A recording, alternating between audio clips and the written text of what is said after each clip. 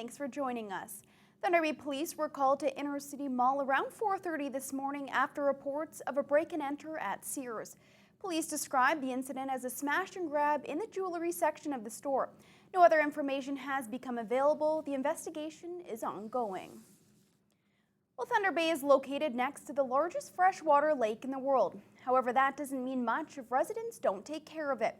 Canada Water Week has kicked off nationwide in an effort to inform people on how to save our water and how Thunder Bay residents can do their part. Mike Albanese reports. Dignitaries and organizations swung by the Baggage Building Arts Center with one goal in mind: build a better understanding of water. One topic that was discussed a lot was bottled water and some facts you might not have guessed about it.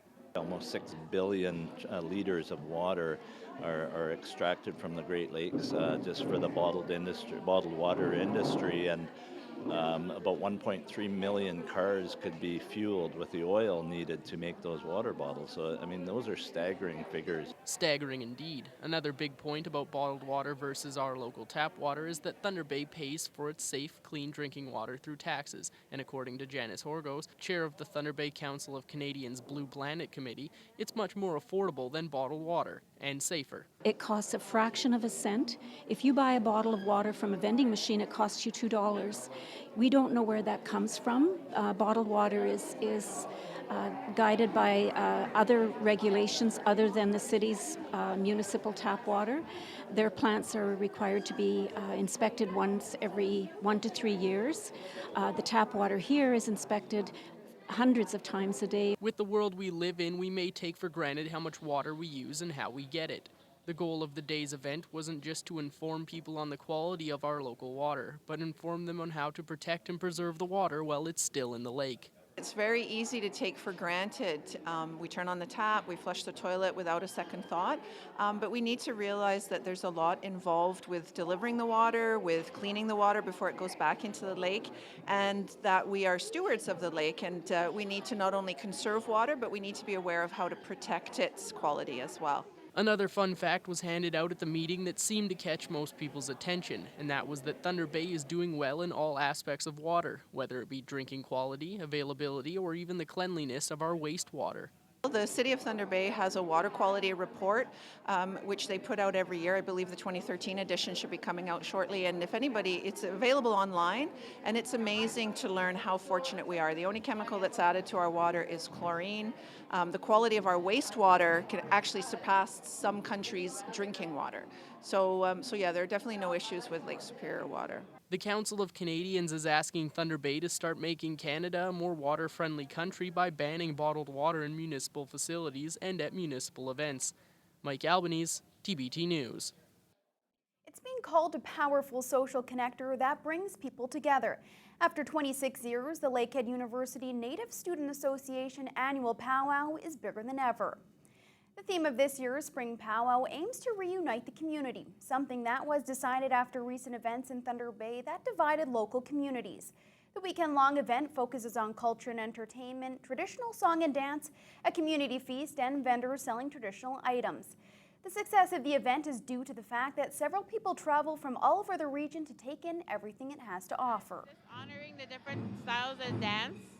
There's so many dancers that are here today, and it's amazing, you know, just feeling that energy from the drum and feeling the energy from the dancers. It's about bringing the community together, you know, enjoying a gathering with everyone around here. We just have some newborns and, well, a couple of younger kids there that haven't danced really, and same with their parents. They haven't danced in years, so we're just welcoming back into the culture.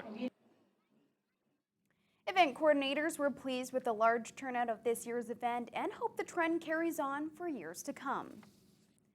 Well, the calls for a plebiscite on the proposed event center during the October municipal election are getting louder.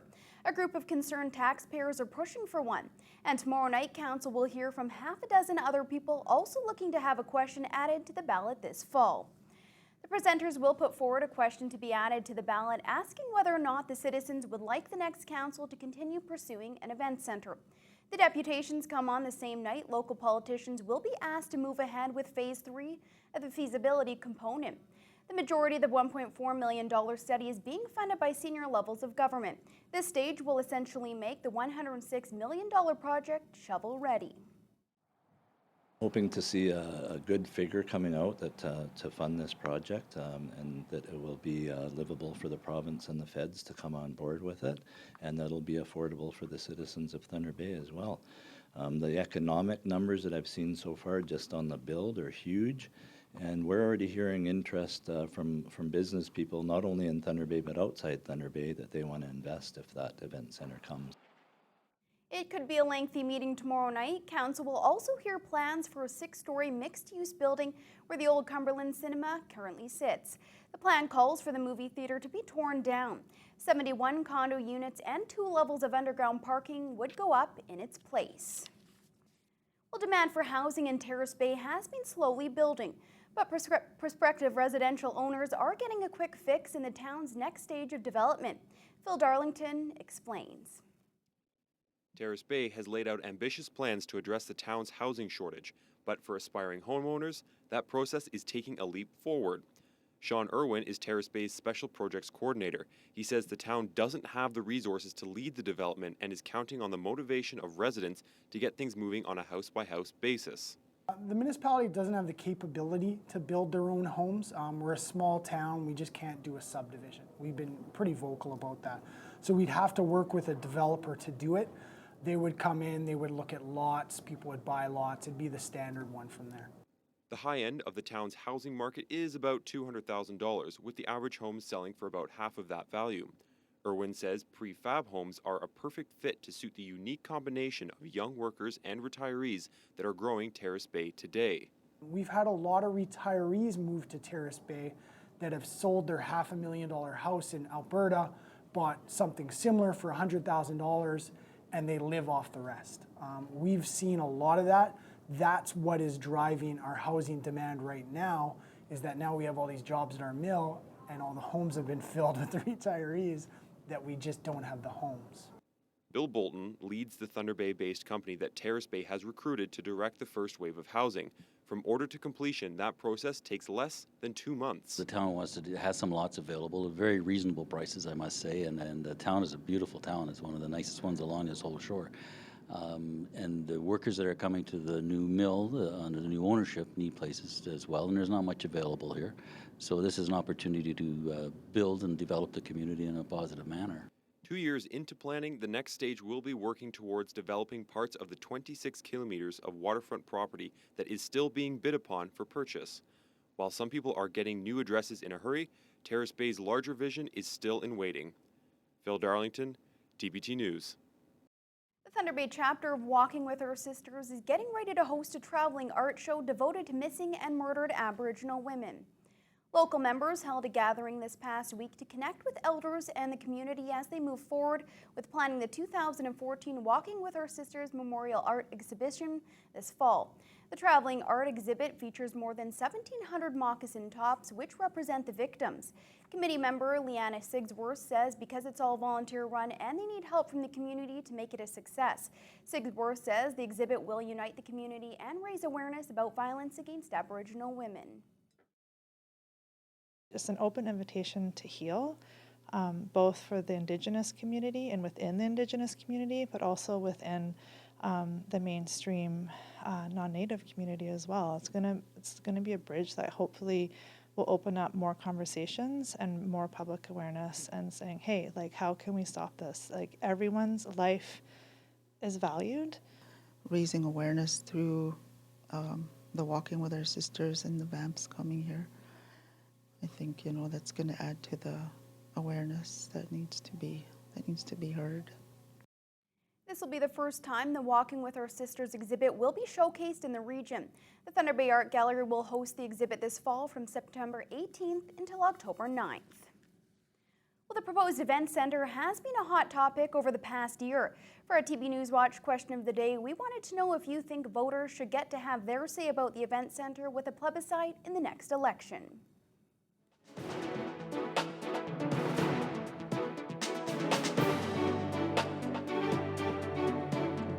They should have the right because it's going to be taxpayers' money, so. Definitely Thunder Bay cannot afford it. The taxes now are humongous. I'm a senior on my own, and my house taxes are getting scary. And if the center is going up, that means our taxes are going to go skyrocketing too, and the seniors can't afford it. No, I don't think there's sufficient grounds for a plebiscite. If they want a plebiscite, it should be held, but it takes just time. I really believe in it myself, but it's gonna take a lot of money, and we need another partner in it. I think so because their taxes are sort of going to it, and it's like worth millions of dollars too. So, absolutely not. We have people that we've elected for that. Now switching gears from news to sports, a lot of local hockey this weekend. Absolutely, yeah. We had the Kings in action this weekend over at the First Nation Arena. We had the Thunderwolves on the road, and we had the North Stars. They began their SIJHL playoff series with Fort Francis. I'll tell you all about it right after the break. Stay with us.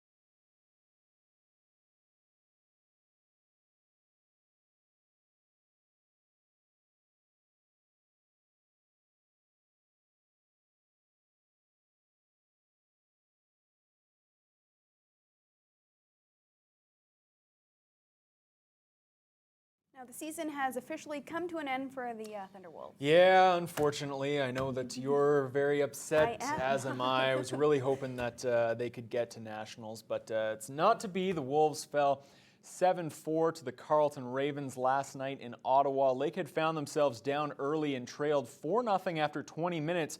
The Thunderwolves did come out on fire to start the second, with Mike Hammond, Keith Grondin, and Cody Alcock all scoring in just over a 2-minute span. Unfortunately, just too deep a hole. Alcock recorded 2 goals and an assist, while captain Andrew Wilkins had a helper in his last game as a Thunderwolf. Rookie goalie Justin McDonald made 33 saves in defeat. Well, on a happier note, the Thunder Bay North Stars have the advantage after their first playoff meeting with Fort Francis. The Stars took Game 1 of their 2-game total goal series by a score of 4-3. No matter the outcome of the series, both teams will move on to the SIJHL semifinals, but the winner, they get a little prize in that they get to pick their opponent for the second round. It may not be the prettiest goal that Chris Kellaway has ever scored, but it's the one that decided the opening game of the North Stars' 2-game total goal series against Fort Francis. A lucky goal maybe, but Kellaway doesn't mind. The defenseman was trying his hardest to stop it by going in, but just in the end ended up helping me put it back in. So I'll take it, though. It was well-deserved for our team. You sometimes see those goals in playoffs. I know it's maybe a bit of a cliche, but in playoffs, lots of ugly goals happen, and often ugly goals decide games and series. So one of our keys tonight was just to try and get some pucks on net, and I thought we did a pretty good job doing that. It's a testament to the old hockey adage that good things happen when you shoot the puck, says Stars captain Trevor Hines. Anything can happen. A puck can bounce out and put it in, and eventually it could be the game winner. So you just got to play hard right to the end of the buzzer. The 4-3 win puts the North Stars up by 1 goal in the total goal series. It's also a bit of a momentum shift for a Thunder Bay team that had lost the past 3 games to the first-place Lakers. It's definitely a huge confidence boost in the dressing room, and all the spirits are pretty high right now, that's for sure. Whether it's a 2-game aggregate or a 7-game series, winning the first game always important. Obviously, number one for the confidence of your team, and it tends to set the tone for the series.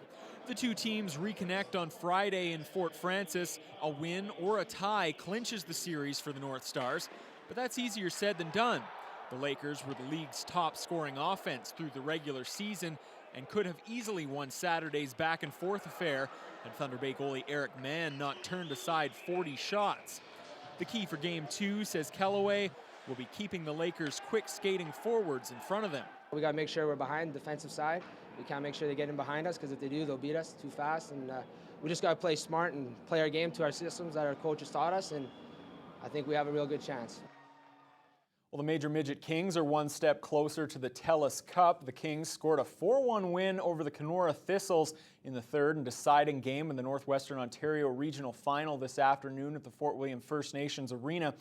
Lane McKay, Daniel McKittrick, and Jake Bess and John Parrott all scored for Thunder Bay, while goalie Brad Hampton stopped 16 of 17 shots directed his way. The Kings are now off to the Western Regionals in Prince Arthur, Saskatchewan, with a berth in the TELUS Cup National Championship on the line. Meanwhile, both the Pee Wee Kings and the Bantam Kings are off to the All-Ontario Championships in Ottawa and Stratford, respectively. This after they each swept the Northwestern Ontario All-Stars this weekend. Well, girls hockey now. The Thunder Bay Midget AA Queens completed a 3-game sweep of Shattuck St. Mary's today. The visiting Sabres scored first in this one thanks to former Queens forward Brooke Boquist, but the home side scored 3 goals in the final 7 minutes and 31 seconds of the hockey game. Bronwyn Balduke, Samantha Strasburger, and Taylor Basaraba scored for the Queens. Goalie Jade Turcotte, who started all 3 games of this series, allowed just that 1 goal over 9 periods of hockey. Well, 6 Canadian teams took to the NHL ice today. We'll begin in Washington, where the Maple Leafs had a bad opening period against the Capitals. Toronto was down 3-0 before this game was 9 minutes old. Troy Brouwer, Jason Chimera, and Joel Ward all found the back of the net against the Buds. Troy Brody and Dion Phaneuf scored for Toronto, but the damage was already done. A 4-2 final in favor of Washington. Well, fresh off that incredible comeback win over the Senators, the Habs were back in action tonight in Buffalo. Dustin Tokarski draws the start for Montreal. It's It's already 1-0 Canadians in the first when Brendan Gallagher gets credit for his 17th of the season. Tokarski made 29 saves as the Habs blanked the Sabres 2-0. Well, a great story in Florida with Eddie Lack's Canucks in town to face off against former Vancouver netminder Roberto Luongo. They needed a shootout to settle this one. The Canucks' second shooter is Nicholas Jensen. He puts it off the post and in. Luongo doesn't know where it is. It's behind him. That means Brandon Peary, he's got to score, but he can't beat Lack. 4-3 Vancouver, they really needed that one. They're chasing Dallas and Phoenix for the final Western playoff spot. Colorado, they scored a road win in Ottawa. Nick Holden's power play goal put it out of reach in the third as the Avalanche buried the Senators 3-1. Wayne Simmons, he scored a pair of power play goals in the first period to lift the Flyers to a 4-3 win over Pittsburgh. Philly sweeps that home-and-home series from their Metropolitan Division rivals. Nicely done for them. Chicago, meanwhile, down Detroit 4-1. Patrick Sharp feeds Marian Hossa in the third period as the Hawks snap a 2-game slide. To New York we go, where the Rangers could not solve Sharks goalie Antti Niemi. He stopped all 41 shots sent his way. It's the most saves ever in a shutout in San Jose history. Niemi and company blanked the Rangers 1-0. Elsewhere, Edmonton edged Carolina 2-1. Jordan Staal scored the only Hurricanes goal. And the Jets soared by Dallas. That one got ugly for the Stars. 7-2, Winnipeg wins that one. Well, Rachel Homan and Team Canada fell to 2-1 this evening at the Women's World Curling Championship in St. John's, New Brunswick.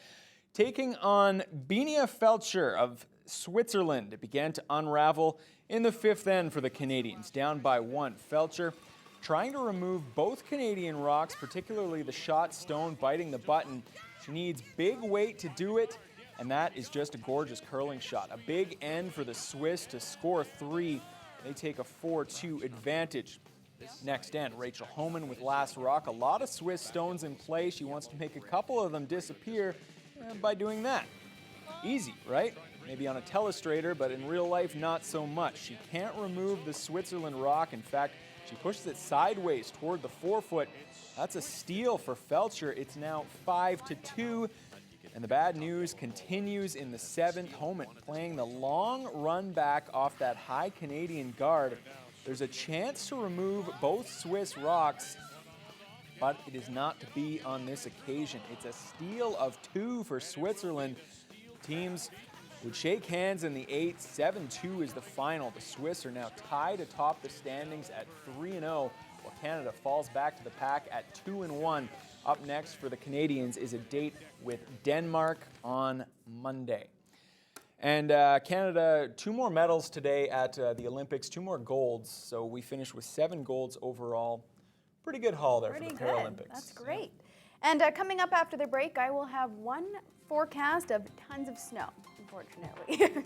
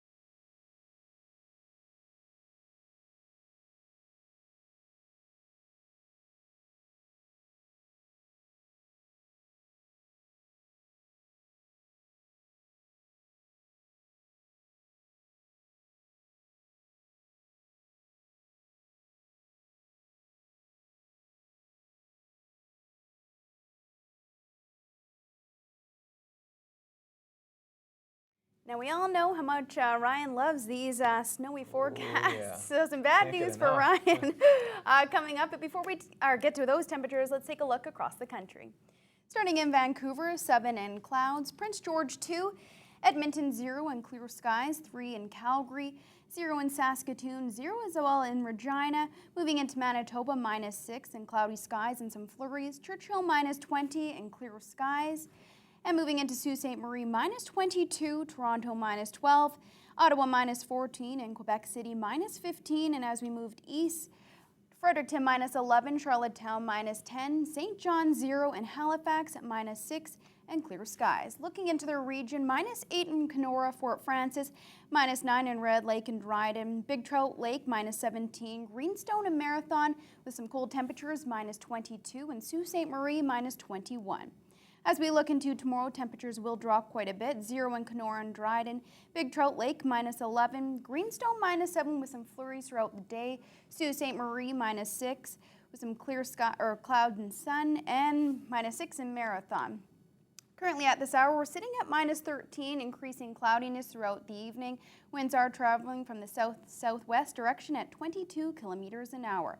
And as we look into tonight, temperature will drop to -14, mostly cloudy and breezy. Winds will be traveling from the north direction at 22 kilometers an hour. And as we look at our 5-day extended forecast, Monday, 60% chance of flurries, a low of -3. Chance of snow on Tuesday, a low of -9, high of -1. Moving into Wednesday, those flurries will continue, a low of -7, high of 0. However, that sun will finally join us on Thursday, some sun and cloud, low of -9, high of 0. And Friday, mostly cloudy skies, low of -13, but a high of -1. So hopefully by the end of this week, that sun and cloud will melt any of the snow that we get earlier in the week and make for a happy Ryan, or no? No plus temperatures. No plus temperatures, there, no. Rutherford. What are I you know. doing to me? I know, I'm disappointing you left, right, and center. You're very, very disappointing. Well, that is all the time we have for tonight. We'll see you next time.